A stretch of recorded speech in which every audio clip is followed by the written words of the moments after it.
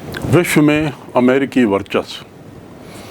हमने शुरुआत इस अध्याय के अध्ययन की नक्शों से की और नक्शों से शुरुआत करने का कारण भी मैंने बताया और अब विश्वास है कि आप इस कारण से पूर्णतः सहमत ही नहीं होंगे, बल्कि इस नक्शों को आपने अच्छी तरह समझ लिया होगा। मैं आपसे पुनः अनुरोध करूंगा कि आगे पढ़ने से पहले एक बार इन नक्शों को फिर सरसरी निगाह से देख लें।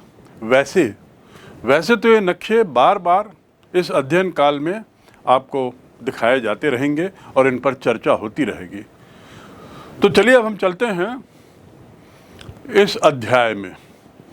इस अध्याय के मुख्य बिंदु हमारे क्या हैं जिसका हम अध्ययन करेंगे। पहला, एक ध्रुवीयता का विकास, अर्थात विश्व एक ध्रुवीय कैसे हुआ। ये ध्रुव का अर्थ क्या है, ध्रुव के मायने क्या हैं यहाँ पे, तो इसको हम समझेंगे। लेकिन फिर भी हम अभी केवल ये जानें कि हम इस अध्याय में पहला बिंदु जो जानेंगे वो ये है कि विश्व एक ध्रुवीय क्यों हुआ, कैसे हुआ और इसके क्या परिणाम हुए। विश्व एक ध्रुवीय क्यों हुआ, कैसे हुआ और इसके क्या परिणाम हुए, ये हमारा पहला बिंदु होगा। दूसरा, अफगानिस्तान जो भारत का पड़ोसी देश है उसकी समस्या, और इस समस्या का अध्ययन करते हुए हम देखेंगे कि एक ध्रुवीय विश्व ने कैसे इस समस्या को बढ़ा दिया और या कैसे इस समस्या को खड़ा कर दिया। तो अफगानिस्तान समस्या क्या है, उसके क्या परिणाम हुए, ये हमारा दूसरा बिंदु। उसके बाद हम देखेंगे प्रथम खाड़ी युद्ध। प्रथम खाड़ी युद्ध क्या है। खाड़ी मैंने आपको बताया पर्शियन गल्फ, आपको याद होगा नक्शे में, वहाँ पर एक युद्ध हुआ था जिसे कहते हैं पहला युद्ध, प्रथम खाड़ी युद्ध। खाड़ी युद्ध क्यों हुआ, इसके क्या कारण थे और इसके क्या परिणाम हुए, ये हमारा अगला बिंदु होगा। उसके बाद अगला होगा 9/11 के विरुद्ध प्रतिक्रिया और इराक पर आक्रमण। मैं पुनः दोहरा दूं, 9/11 के विरुद्ध प्रतिक्रिया और इराक पर आक्रमण, यानी दो बिंदु इसमें जुड़े हुए हैं। 9/11 क्या है। पश्चिमी देशों में, खासकर अमेरिका में, महीना पहले लिखा जाता है और तारीख बाद में। हमारे भारत में यदि हमको 11 सितंबर कहना है तो हम लिखते हैं 11/9/2021। अमेरिका में ऐसा नहीं होता। अमेरिका में वो पहले महीना लिखते हैं, MM, फिर DD, फिर ईयर, ऐसा लिखा हुआ आता है। आप देखते होंगे यदि आप कंप्यूटर में बैठते हैं और लेटर्स टाइप करते हैं और ऑटो मोड में जाते हैं तो इसमें आपको दिखाई देगा पहले महीना आता है 9/11, यानी 11 सितंबर। तो 11 सितंबर की कुछ घटना का जिक्र है और उस पर क्या प्रतिक्रिया हुई। तो घटना क्या थी और उस पर क्या प्रतिक्रिया हुई, उसके क्या परिणाम हुए, ये अगला बिंदु है। और उसी के साथ जोड़ा गया है इराक पर हमला। इराक का जिक्र मैंने बारंबार नक्शे के अध्ययन के दौरान किया है। उसके पीछे मकसद यही था कि आप इराक को भौगोलिक स्थिति को समझ लें कि उसके आस पड़ोस में कौन कौन से देश हैं, अमेरिका वहाँ से कितनी दूर है, रूस वहाँ से, सोवियत संघ वहाँ से कितनी दूर है और भारत वहाँ से कितनी दूर है। इसके बाद अगला बिंदु होगा आर्थिक एवं वैचारिक स्तर पर अमेरिका का वर्चस्व। आर्थिक स्तर पर अमेरिका का वर्चस्व। अब वर्चस्व शब्द बारंबार आ रहा है और आप तो मैंने कहा था कि मैं बाद में बता दूं, यही मैं थोड़ा बता दूं। वर्चस्व को अंग्रेजी में कहते हैं हेजेमनी। क्या कहते हैं? Hegemony, HEGEMONY। हेजेमनी मतलब वर्चस्व, और वर्चस्व का अर्थ प्रभुत्व। किसका वहां पर अधिकार बना हुआ है? वही जो सबसे ज़्यादा बलशाली होगा, जो सबसे ज़्यादा शक्तिशाली होगा, उसी का सबसे ज़्यादा प्रभाव, सबसे ज़्यादा अधिकार वहाँ होगा उस क्षेत्र में। तो हम बात करेंगे आर्थिक एवं वैचारिक मुद्दों पर अमेरिका का प्रभाव। ऐसा प्रभाव कि वह सब पर हावी है, ऐसा प्रभाव कि उसका प्रभुत्व इन क्षेत्रों में बना हुआ है। तो उसके वर्चस्व की बात करेंगे। दूसरे शब्दों में हम जानेंगे कि अमेरिका का प्रभाव क्यों हुआ। फिर जानने की कोशिश करेंगे अमेरिका का प्रभाव कैसे हुआ, क्या कारण थे जो अपनी प्रभाव को वो बढ़ाने में सफल रहा। फिर तीसरा हम जानेंगे कि हम कैसे जानें कि अमेरिका का प्रभाव इन क्षेत्रों पे बढ़ा, यानी कुछ घटनाओं का जिक्र हम करेंगे जो ये साबित करेंगी कि ये अमेरिका के वर्चस्व को बताता है, अमेरिका के प्रभाव को, अमेरिका के दबदबे को। वर्चस्व का अर्थ दबदबा भी समझ सकते हैं आप। अमेरिका के दबदबे को बताता है, अमेरिका के प्रभाव को बताता है। इसी तारतम्य में अगला बिंदु होगा कि अमेरिका का प्रभाव तो बढ़ा, अमेरिका के वर्चस्व के कारण हमने जाने और उसके उदाहरण भी हमने देखे, लेकिन साथ ही क्या ये उसका वर्चस्व अनचैलेंज्ड है? क्या किसी तरह की चुनौती उसको नहीं मिल रही है? क्या दूसरे देश कोई उसका विरोध नहीं कर रहे हैं? तो पहला तो ये जानेंगे कि क्या उसे कुछ चुनौतियां मिल रही हैं या ये वर्चस्व अनकंट्रोल्ड है, असीमित है, किसी तरह का विरोध नहीं है। पहले ये जानने की कोशिश करेंगे। उसके बाद ये जानेंगे कि कौन कौन से देश किस किस तरीके से चुनौतियां दे रहे हैं। ये हमारा प्रश्न होगा कि किन देशों से इसको चुनौतियां मिल रही हैं, क्यों मिल रही हैं और कैसे मिल रही हैं, और अंत में उसके परिणाम क्या हैं। इसके बाद इस अध्याय का अंतिम हिस्सा होगा ऐसी स्थिति में जब अमेरिका का वर्चस्व बना हुआ है, ऐसी स्थिति में जब अमेरिका का दबदबा, अमेरिका का बोलबाला विश्व राजनीति में है, तो उसके संबंध भारत के साथ कैसे हैं। भारत जो तीसरी दुनिया का देश था किसी समय, भारत जो विकासशील देश है, भारत जो अब विकसित देश बनने की कगार पर है, भारत जो आर्थिक दृष्टि से, सैन्य दृष्टि से और वैज्ञानिक दृष्टि से एक बहुत बड़ी ताकत है, अमेरिका की तुलना में वो कहाँ है, और ये जो दोनों में अंतर है, इसका भारत और अमेरिका के संबंधों पर क्या प्रभाव पड़ रहा है और कैसे पड़ रहा है। तो इस प्रकार अंतिम बिंदु होगा भारत का अमेरिका से संबंध। तो चलिए अब हम चलते हैं इसकी पृष्ठभूमि पर, भूमिका पर, यानी अमेरिकन वर्चस्व, अमेरिकी वर्चस्व की शुरुआत की यदि हम बात करें तो कहाँ से, अमेरिकी वर्चस्व की कहानी हम कहाँ से प्रारंभ करें, कब ये अमेरिकी वर्चस्व प्रारंभ होता है।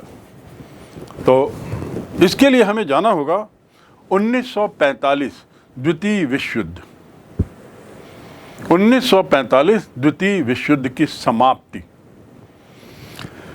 देखिए, अमेरिका स्वतंत्र हुआ 1776 में, और जब वो स्वतंत्र हुआ 1776 में, तो उसके बाद 200 वर्षों तक उसका वार्धक्य होता रहा। प्रारंभ में उसका जो दायरा था वो अमेरिका तक ही सीमित था, लेकिन जैसे जैसे समय बढ़ता गया, अमेरिका की ताकत बढ़ती गई, अमेरिका शक्ति बना, सैन्य शक्ति और अर्थ शक्ति। का अर्थ क्या होता है? बाहुबल नहीं, शक्ति का अर्थ सैनिक ताकत, आर्थिक ताकत, दूसरों को दबाए रखने की ताकत। इसमें अमेरिका दिन बर दिन बढ़ते रहा। जब द्वितीय विश्व युद्ध प्रारंभ हुआ, यानी 1939 में जब दूसरा विश्व युद्ध प्रारंभ हुआ, तो उस समय अमेरिका सबसे बड़ी ताकत था। यदि हम ताकतवर देशों की श्रेणी बनाएं, ताकतवर देशों को क्रमवार लिखें, तो सबसे पहला स्थान अमेरिका का था और उसके बाद इंग्लैंड, जर्मनी, फ्रांस, फिर सोवियत संघ, इटली आदि आदि आते थे। पर महत्वपूर्ण बात यह है, अमेरिका का स्थान पहला था और सोवियत संघ का स्थान नीचे था। बीच में और 5, 6, 7 देश उससे ज़्यादा ताकतवर थे।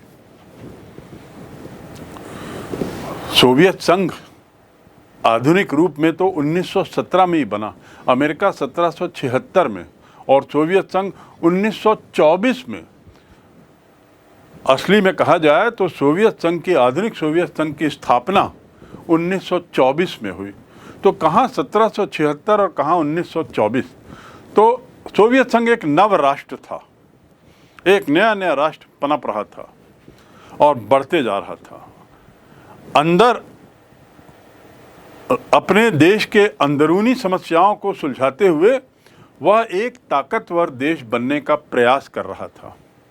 और द्वितीय विश्व युद्ध के प्रारंभ होते होते मात्र 20 वर्ष पुराना नव गठित देश सोवियत संघ एक ताकत बन चुका था, लेकिन फिर भी करीब उसका क्रम 6वां 7वां था। बीच में इंग्लैंड, फ्रांस, जर्मनी आदि थे।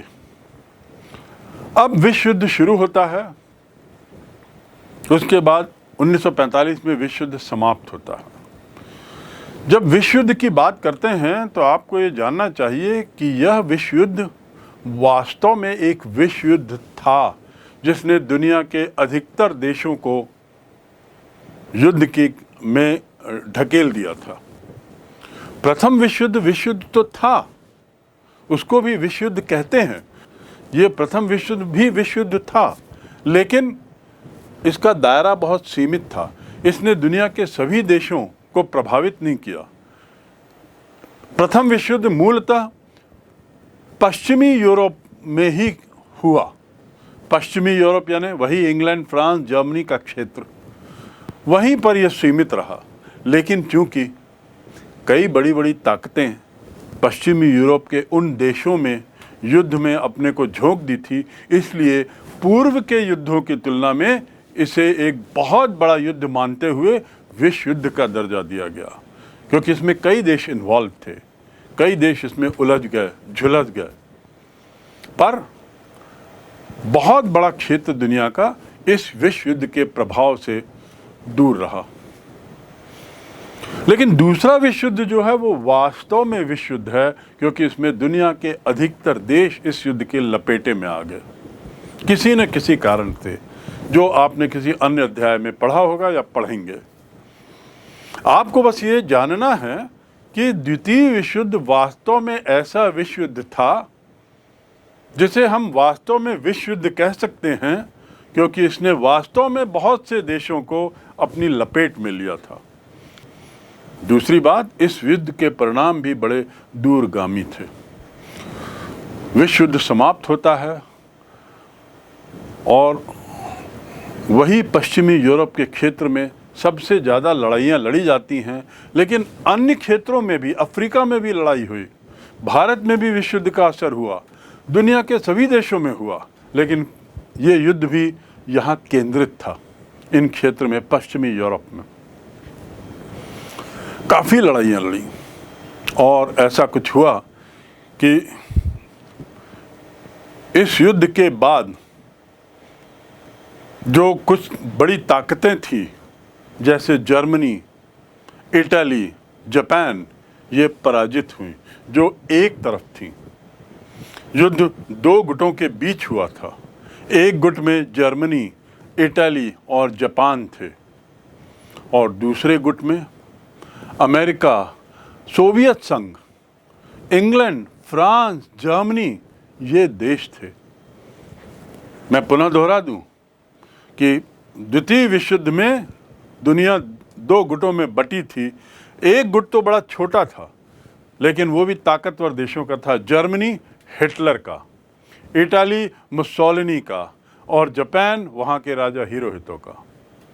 तो ये तीन देश एक तरफ, एक और दूसरी तरफ इनका सामना था अमेरिका, सोवियत संघ, इंग्लैंड, फ्रांस, इन लोगों की कंबाइंड फौज से, इन लोगों की कंबाइंड ताकत के सामने ये तीन देश लड़ रहे थे। 1945 की लड़ाई में जब लड़ाई समाप्त हुई तो ये तीन देशों को पराजित किया गया और अमेरिका, इंग्लैंड आदि विजयी हुए। भारत ने भी इंग्लैंड का पक्ष दिया, यानी भारत ने भी दूसरे गुट की तरफ समर्थन दिया, दूसरे गुट को समर्थन दिया, विजयी गुट को समर्थन दिया, क्योंकि ये लड़ाई का मुद्दा जो लाया गया वह था डेमोक्रेसी। अमेरिका, इंग्लैंड, फ्रांस ये सब देश क्या थे? डेमोक्रेटिक, लोकतंत्रीय देश थे और भारत भी लोकतंत्र की कल्पना कर रहा था। भारत उस समय स्वतंत्रता की कगार पर था।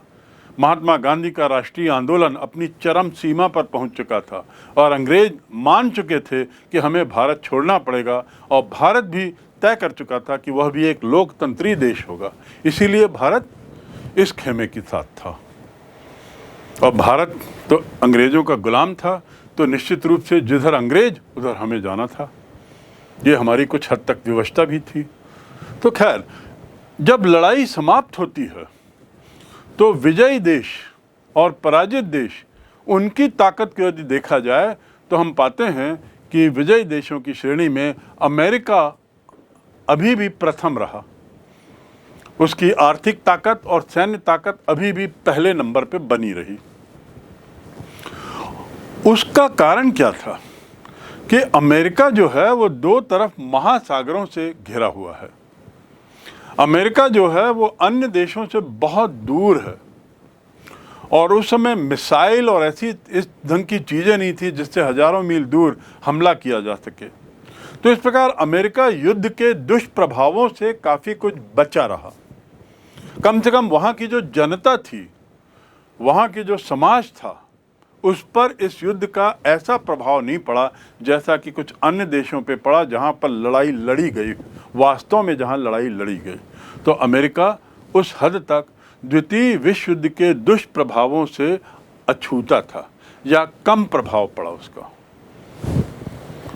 अमेरिकी सैनिक बहुत मारे गए जहाँ वो लड़ाई लड़ने गए थे, लेकिन यहाँ तक अमेरिका का पैसा भी खूब खर्च हुआ, लेकिन अमेरिका इतना शक्तिशाली था कि उसके लिए कोई संकट पैदा नहीं हुआ। तो अमेरिका अपना पहला स्थान बनाए रखा।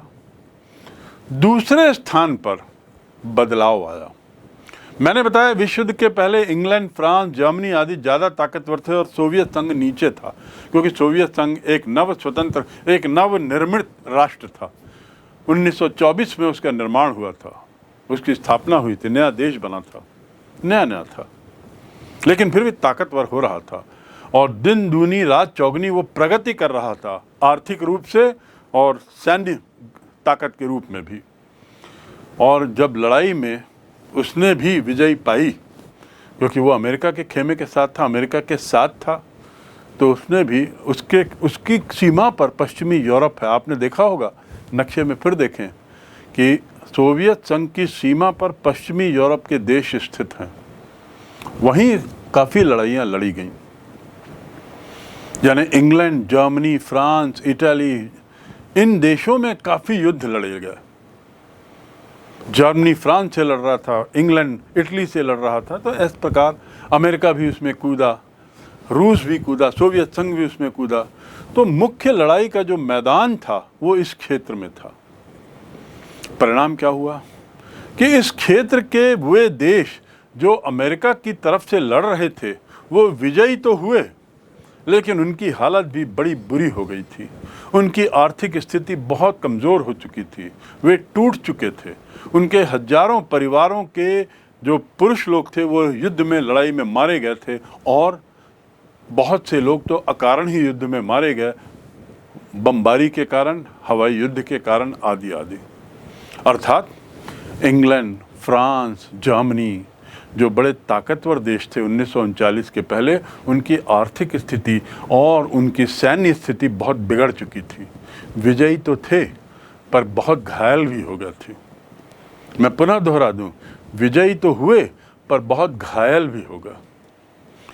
यदि इसकी तुलना में एक ऐसे बॉक्सिंग रिंग से करूं जहां दो बॉक्सर लड़ रहे हैं, दोनों के बीच में बॉक्सिंग चल रही है, मुक्केबाजी हो रही है, एक ने दूसरे को खूब मुक्के मारे, दूसरे ने भी जब जब मौका मिला इसको मुक्का मारा, और उसके बाद एक क्षण ऐसा आया कि दोनों एक साथ गिर गए, क्योंकि दोनों ही बुरी तरह खूना खून और घायल हो गए और दोनों गिर गए। अब विजय किसे मिलेगी? विजेता कौन कहलाएगा? जो पहले उठ जाए और उठ के खड़ा रहे, वो विजयी कहलाया। यद्यपि वो भी गिरा था, वो भी घायल था, वो भी खूना खून था, लेकिन पहले उठ के वह खड़ा हो गया, और जबकि दूसरा लड़खड़ाते रहा, तो विजयी इसको घोषित किया गया। यही घटना यहाँ पर है। अमेरिका पहला स्थान उसका बना हुआ था, लेकिन इंग्लैंड, फ्रांस ये विजयी तो थे पर बुरी तरह घायल हो गए थे, खूना खून हो गए थे, उनकी आर्थिक व्यवस्था चरमरा गई थी, उनकी सैन्य फौज जो है वो बहुत कृशकाय, बहुत कमज़ोर हो चुकी थी। परिणाम क्या हुआ? दूसरी ओर जो रूस था, सोवियत संघ था, सोवियत संघ की सीमाओं पे लड़ाई हुई थी। सोवियत संघ के अंदर ज़्यादा हमले नहीं हुए थे। वैसे स्टालिनग्राड, लेनिनग्राड, मॉस्को तक फौज गई थी विदेशियों की, दुश्मनों की, लेकिन उतना उसको आर्थिक नुकसान नहीं हुआ। परिणाम क्या हुआ? अमेरिका जहां पहले स्थान पर था, सोवियत संघ आर्थिक शक्ति के रूप में दूसरे स्थान पर पहुंच गया, क्योंकि पूर्व में जो दूसरे, तीसरे, चौथे, पांचवें स्थान पे थे, वे देश बुरी तरह घायल होने के कारण आर्थिक रूप से काफ़ी नीचे गिर चुके थे। ये है चरण 1, यानी अब पहला स्थान अमेरिका का, दूसरा स्थान सोवियत संघ का। बात आपको स्पष्ट हो गई होगी। ये बात है 1945 की। अमेरिका सतत रूप से प्रगति कर रहा था, एक बहुत पुराना देश था, 1776 से स्वतंत्र हुआ देश, और यूरोप आदि मेन लैंड से दूर 2 महासागरों के बीच सुरक्षित देश। उसकी प्रगति सतत रूप से जारी रही। आर्थिक प्रगति, वैज्ञानिक प्रगति, सैन्य प्रगति, सामाजिक प्रगति आदि आदि। यहाँ सोवियत संघ जो नवोदित राष्ट्र था, जो नया नया बना था, वह राष्ट्र भी दिन दूनी रात चौगुनी प्रगति करते जा रहा था, और नंबर 2 पे तो आ गया था, लेकिन उसकी प्रगति विश्व युद्ध के बाद और तीव्र होती गई।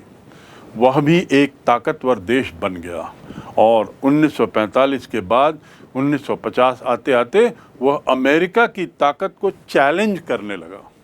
क्या करने लगा? अमेरिका की ताकत को चैलेंज करने लगा। पहले और दूसरे स्थान के बीच की जो बहुत बड़ी दूरी थी अमेरिका और सोवियत संघ के बीच, वो दूरी भी कम होने लगी। अमेरिका की जो प्रगति की दर थी वो जो थी वो थी, लेकिन सोवियत संघ के प्रगति की दर बहुत तीव्र थी। तो सोवियत संघ महाशक्ति बनने की दौड़ में, सबसे बड़ी ताकत बनने की दौड़ में, नंबर 1 स्थान पाने की दौड़ में सतत रूप से बड़ी तेजी से बढ़ रहा था। और इस प्रकार हम देखते हैं अमेरिका के मन में चिंता होती है, अमेरिका को तनाव होता है, अमेरिका परेशान होता है, और सोवियत संघ बढ़ते चला जा रहा है, प्रगति करते चला जा रहा है। इन दोनों के बीच की जो दौड़ है, पहले स्थान के लिए दौड़, किस चीज़ का पहला स्थान? आर्थिक ताकत बनने के लिए, विश्व की शक्ति बनने के लिए, महाशक्ति बनने के लिए। उस दौड़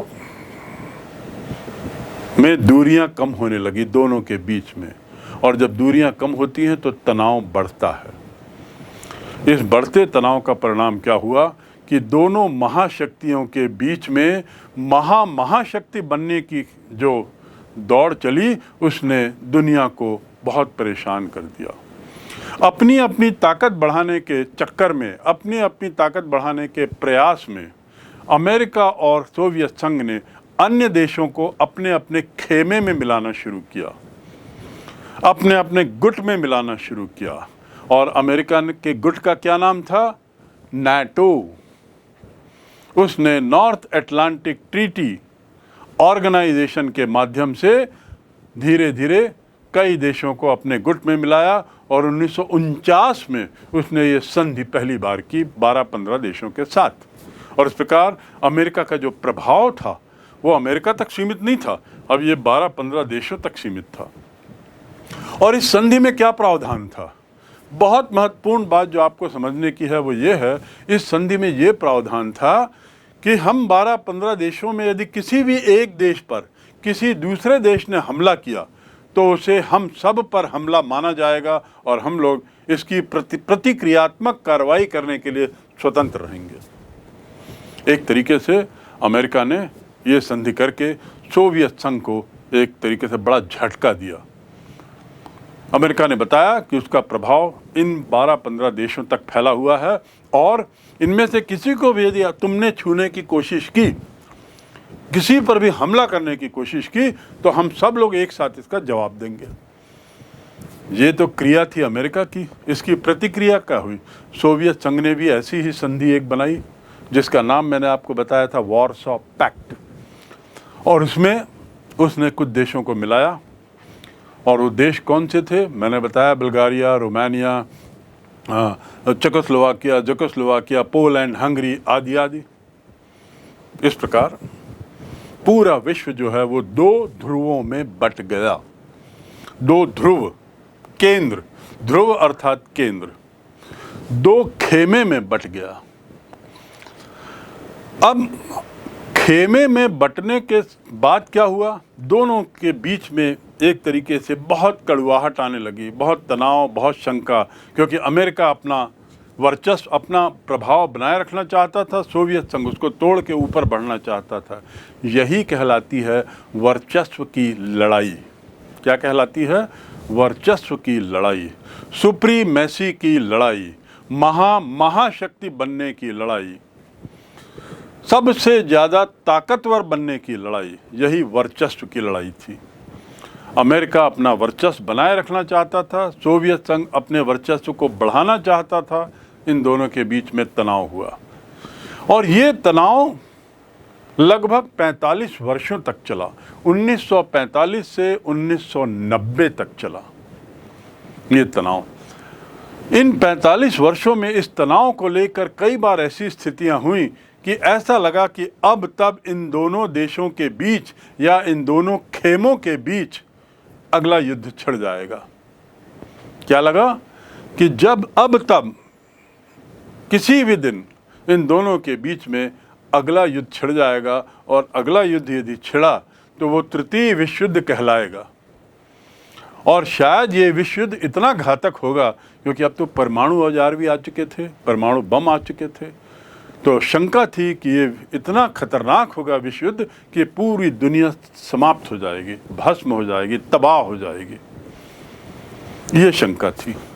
अल्बर्ट आइंस्टीन, जिनका नाम आपने सुना होगा, प्रसिद्ध वैज्ञानिक, उन्होंने तो यहाँ तक कह दिया, जो स्वयं परमाणु बम की थ्योरी के आविष्कारक माने जाते हैं, परमाणु बम की थ्योरी के आविष्कारक, E = mc²,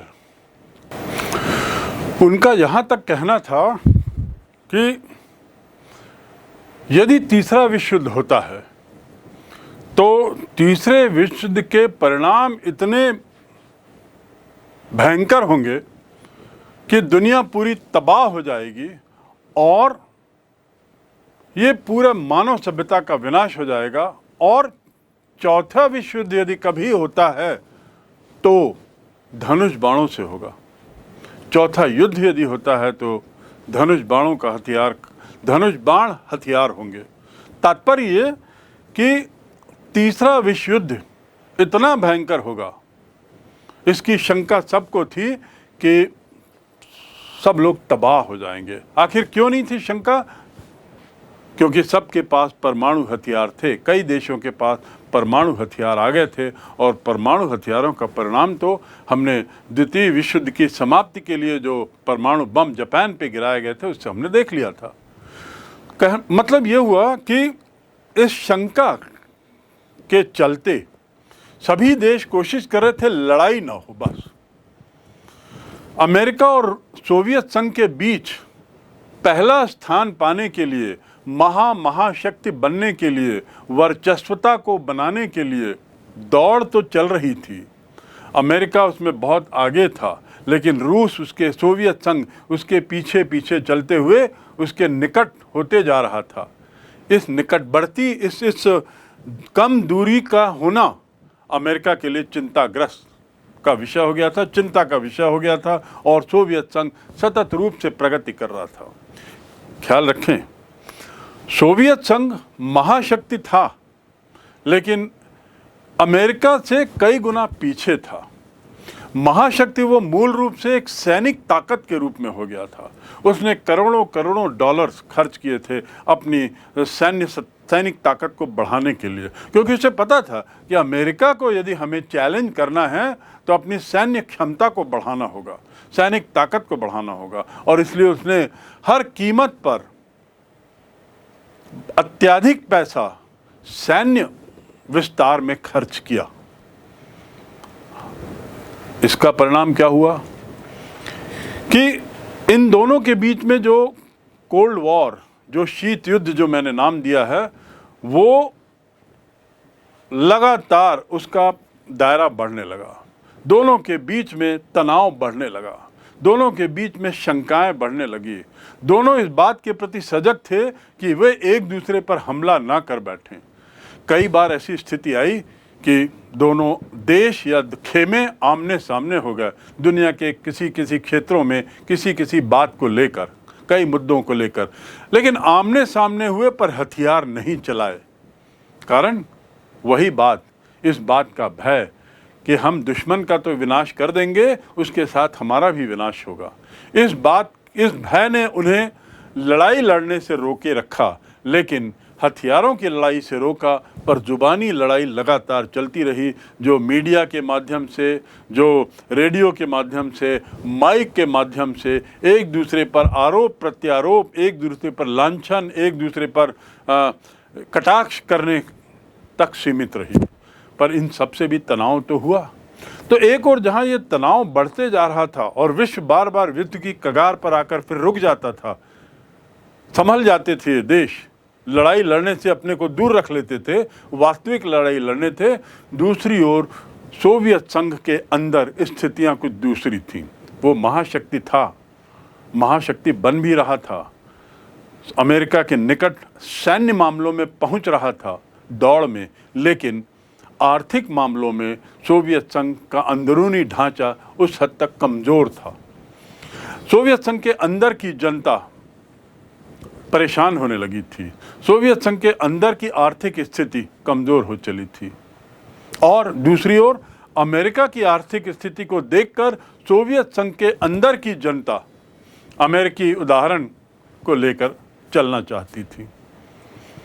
परिणाम क्या हुआ कि धीरे धीरे सोवियत संघ के अंदर का बढ़ता विद्रोह ऐसा रूप लेता है कि 1990 आते आते सोवियत संघ टूट जाता है, सोवियत संघ का विघटन हो जाता है। सोवियत संघ 15 देशों में बट जाता है, और उसमें से एक देश जिसे रूस कहते हैं या रशिया कहते हैं, वह सोवियत संघ का उत्तराधिकारी देश बनने लगता है। यानी सोवियत संघ की जो ताकत थी, सोवियत संघ जो नंबर 2 था, अब सोवियत संघ के स्थान पर रूस, जो सोवियत संघ का एक हिस्सा था, वह अब प्रयास करता है कि वह एक महाशक्ति बने और अमेरिका की वर्चस्वता को तोड़े। अमेरिका की जो पूरी दुनिया में जो उसका जो दबदबा है, उसका वो सतत रूप से विरोध करता रहे। सोवियत संघ के विघटन का सबसे महत्वपूर्ण, ये घटना कब की है विघटन की? 1990 की। जैसे 1990 आता है, आते आते सोवियत संघ टूटता है, और जैसे ही सोवियत संघ टूटता है, जो 2 खेमे हैं वो एक खेमे में बदल जाता है, क्योंकि सोवियत संघ टूटा तो एक ध्रुव समाप्त हुआ, एक ध्रुव समाप्त हुआ तो दूसरा ध्रुव बचा, और वह था अमेरिका, अमेरिका और अमेरिका। यही अमेरिकन वर्चस्व कहलाता है। चारों तरफ अब अमेरिका ही था, उसका विरोध करने वाला कोई नहीं था, उसको चैलेंज करने वाला कोई नहीं था, कोई ऐसी ताकत नहीं बची थी जो उसका विरोध कर सके, उसे चैलेंज कर सके। तो इस प्रकार हमने थोड़ा पृष्ठभूमि को समझने की कोशिश की है और हम ये जान लें कि सोवियत संघ के विघटन का सबसे महत्वपूर्ण परिणाम क्या था? अमेरिका का बढ़ता दबदबा, बढ़ता प्रभाव। शीत युद्धकालीन द्विध्रुवीय व्यवस्था जिसकी मैंने चर्चा की है, शीत युद्ध के काल की 1945 से 1990 जब दुनिया दो ध्रुवों में थी, तो साम्यवादी गुट जो है यानी सोवियत संघ का गुट, वो अमेरिका के पूंजीवादी विचारधारा को भी चैलेंज कर रहा था। और ऐसा चैलेंज करते हुए एक तरीके से वो अमेरिका की वर्चस्वता को संतुलित करने की कोशिश कर रहा था। एक तरह से वो कोशिश कर रहा था कि अमेरिका इतना ताकतवर ना हो जाए कि वो पूरी दुनिया पे बुरी तरह हावी हो जाए। तो सोवियत संघ का अस्तित्व एक तरीके से संतुलन का काम कर रहा था। सोवियत संघ का अस्तित्व संतुलन का काम कर रहा था, विश्व सत्ता में संतुलन, विश्व की ताकतों में संतुलन बनाए रखने का काम कर रहा था।